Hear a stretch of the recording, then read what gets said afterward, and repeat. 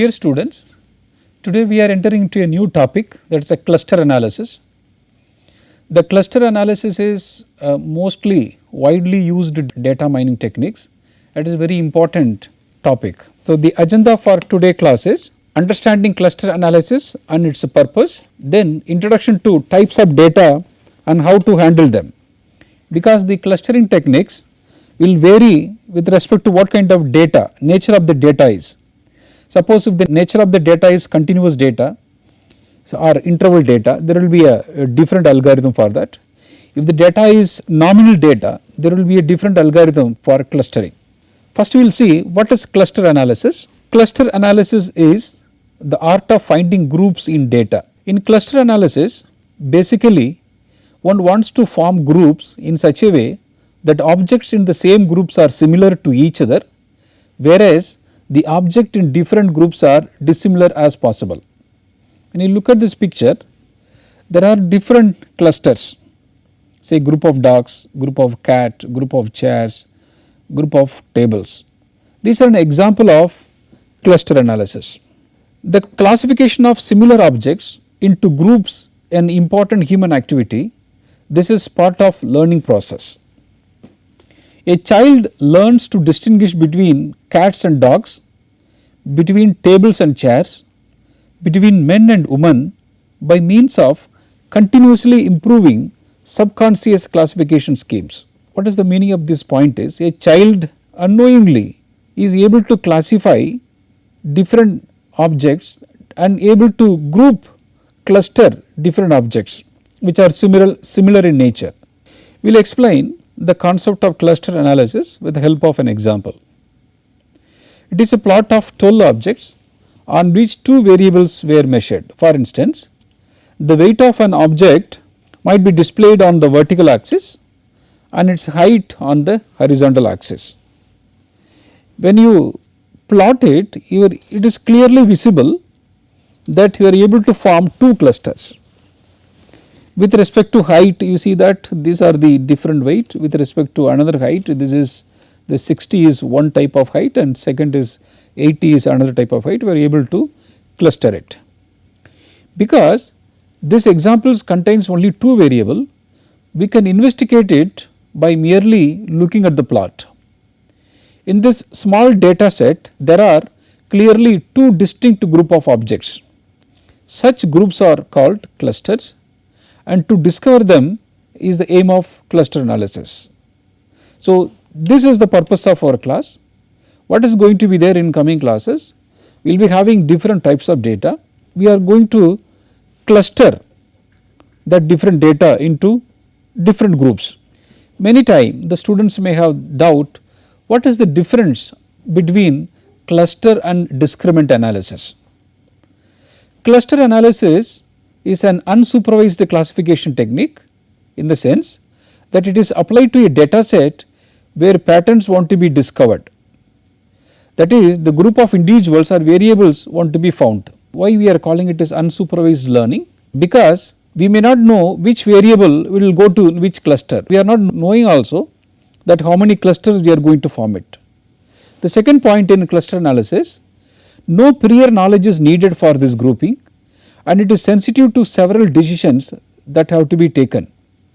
Some of the variables are similarity, dissimilarity measures, clustering methods. Whereas discriminant analysis is a statistical techniques used to build a prediction model that is used to classify objects from a data set depending on the features observed on them. In this case, the dependent variable is grouping variable, which identifies to which group or object belongs. This grouping variable should be known at the beginning for a function to be built up. Sometimes discriminant analysis is considered as supervised tool, because as there is a previous known classification for the element of the data set. Further we will continue the difference between cluster analysis and discriminant analysis. Cluster analysis can be used not only to identify the structure already present in the data, but also to impose a structure on a more or less homogeneous data set that has to be split up in a fair way. for instance when dividing a country into telephone areas. See, this is a country, for example US example, this is classified into different telephone areas. Cluster analysis is quite different from discriminant analysis in that it actually establishes the groups, whereas discriminant analysis assigns object to groups that were defined in advance.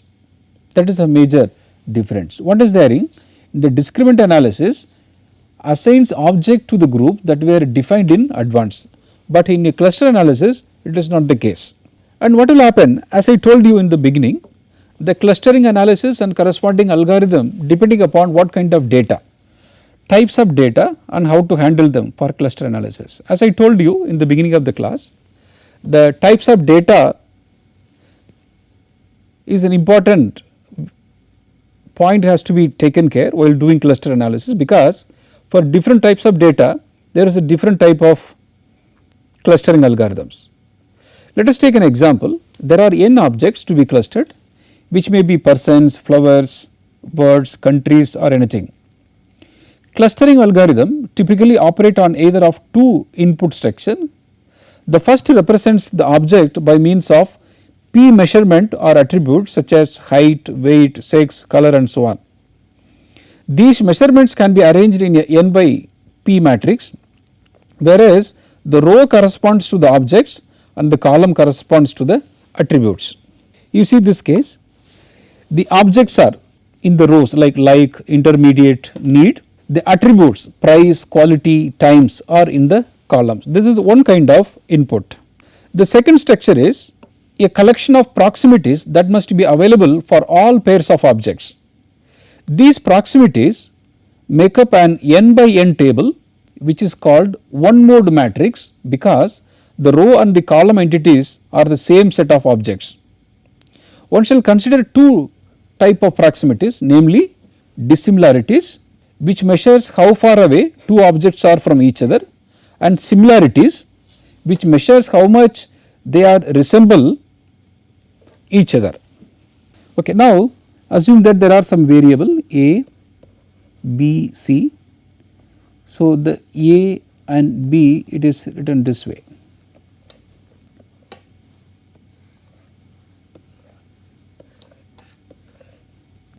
You see that a and a, b and b, c and c is 1, because the same one. So we can write between a and b how much is the similarity. For example, otherwise we can between a and b how much is dissimilarity. Now let us see what is the interval scaled variables. In this situation, the n objects are characterized by p continuous measurement.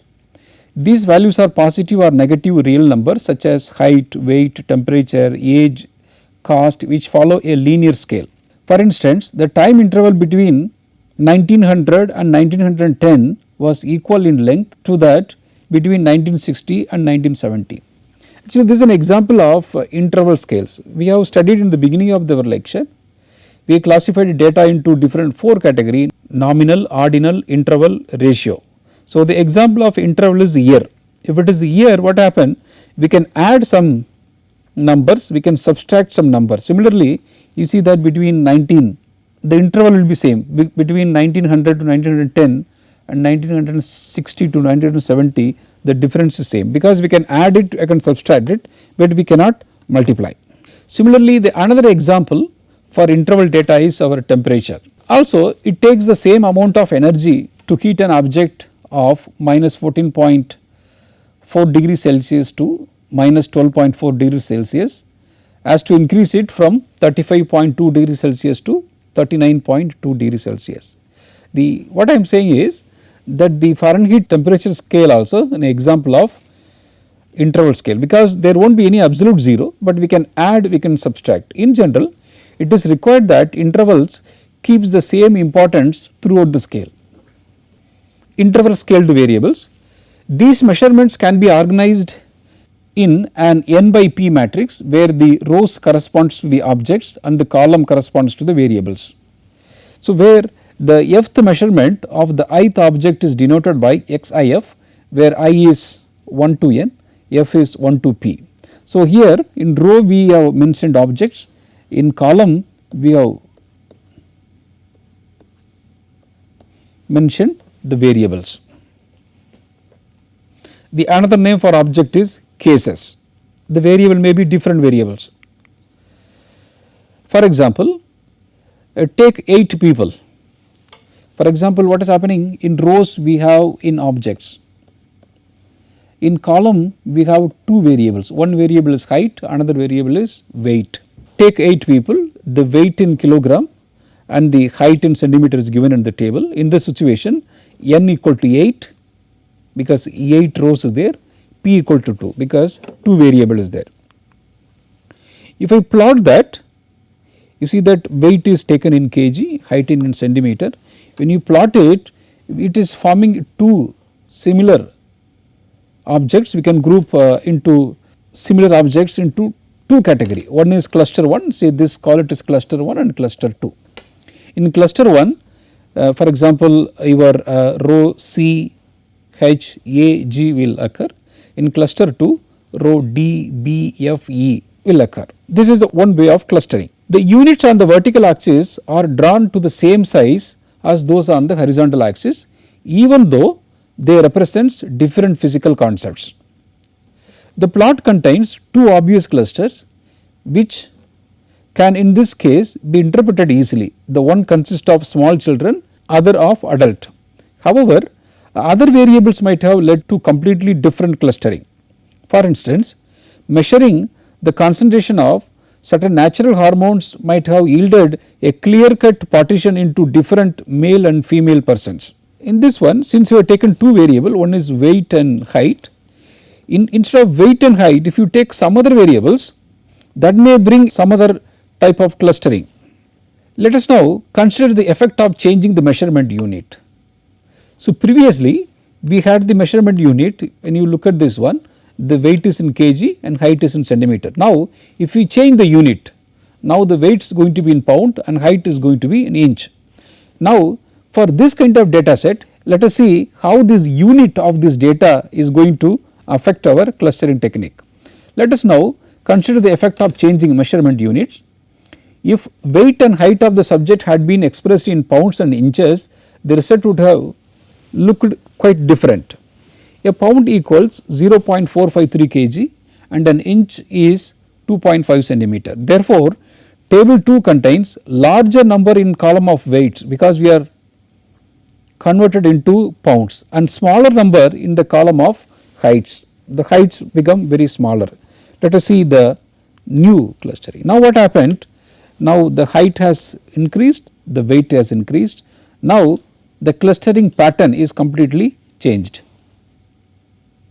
So what point I am saying here is that the unit of the data may bring out different clusters. So what is interpretation? Although plotting essentially the same data as figure 1, figure 2 looks much flatter. In this figure, the relative importance of variable weight is much larger than the figure 1. As a consequence, the 2 clusters are not as nicely separated as in figure 1, because in this particular example, the height of the person gives a better indication of adulthood than his or her weight. If height had been expressed in feet, because 1 feet equal to 30.48 centimeter, the plot would become flatter still and the variable weight would be rather dominant. In some applications, changing the measurement units, that is the important points, may even lead to one to see a very different clustering structures. The point what I am trying to say here is that changing the measurement unit may provide different type of clustering structure. To avoid this, because different units are providing different clustering structure, one way to avoid this problem is standardizing the data. Now let us see how to standardize the data. To avoid this dependence on the choice of measurement units, one has the option of standardizing the data. This converts the original measurement to unitless variable. First, one calculates the mean value of f given by, we know that the mean is 1 by n, sum of all the values divided by n, number of variables, that is a mf. Then one computes a measure of dispersion or spread of this fth variable. Generally we use the standard deviation. What is the standard deviation? X1, that variable minus mean whole square divided by second variable minus mean whole square and up to fth variable minus mf whole square divided by n minus 1, that is a standard deviation. This is the one way of standardizing the data. However, this measure is affected very much by the presence of outlying values. The problem with the standardization is that if there are extremely large values or extremely low values, that is affecting the process of standardization. For instance, suppose that one of the xif has been wrongly recorded, so that it is much too large. In this case, the standard deviation will be unduly inflated because we are squaring xif minus m is squared. So, Hartigan in the year 1975 notes that one needs a dispersion measure that is not too sensitive to outlier. Therefore, we will use the mean absolute deviation. We generally, this term generally we call it as MAT, mean absolute deviation, where the contribution of each measurement xif is proportional to the absolute value of modulus value of xif minus mf. So, instead of squaring, we are going to take, to find the standardized, we are going to take only the mean absolute deviation. The advantage of taking mean absolute deviation is that if any outlier is there, that its effect is dampened. That is why instead of going for standard deviation, we should go for mean absolute deviation, that is SF equal to 1 by n modulus of x1f minus mf plus x2f minus mf modulus and so on. Let us assume that SF is non-zero, because the standardized value should be non-zero, otherwise the variable f is constant over all objects and must be removed. Then the standardized measurement are defined by and sometimes called z scores. The another term for standardization is z score. They are unitless because both numerator, because numerator also deviation, the denominator also deviation. They are unitless because the numerator and the denominator are expressed in the same units. By construction, ZIF have mean 0 and then absolute deviation is equal to 1. So, what is happening? The property of this standardized data is mean should be 0 and the variance or standard deviation should be 1. When applying standardization, one forgets about the original data and uses the new data matrix all subsequent computations. What happened? The initially in row there was object, in column there was a variables, there was xif variable was there. So, after standardization that will become z11, z12 up to z1p. Now, this data, that is data which are standardized data, will be taken for further analysis. Detecting outlier. The advantage of using SF rather than standardized value of f in the denominator of z score formula is that SF will not be blown up so much in the case of an outlying xif, and hence the corresponding ZIF will still be noticeable, so that the ith object can be recognized as an outlier by the clustering algorithm, which will typically put in a separate cluster. So, the purpose of using the Z score is it will not blown up so much in the case of any outlier in the data set. Standardizing the data. The preceding description might convey the impression that the standardization would be beneficial in all situations. However, it is merely an option that may or may not be useful in a given application. Sometimes the variables have an absolute meaning and should not be standardized. What is the point here is that if the variable already in the absolute term, it should not be standardized. For instance, it may happen that several variables are expressed in the same units, so they should not be divided by different SF. Because all the variables are in the same units, you need not go for standardization. Often standardization dampens a clustering structure by reducing the large effect, because the variables with a big contribution are divided by a large SF. SF is standardized value.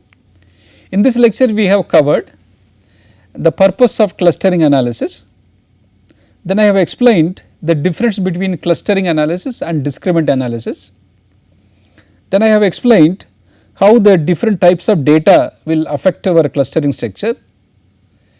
In the different types of data we have taken only the interval data and how to handle them for doing cluster analysis. Then I have started why we have to do the standardization, because if the different variables are in different units you may get different kind of clustering structures. To overcome that we have to go for standardization. The next class I will explain that the standardization also not applicable for all kind of data. Sometime it will mislead, it may provide a different type of clustering, that I will explain with the help of an example in the next class. Thank you.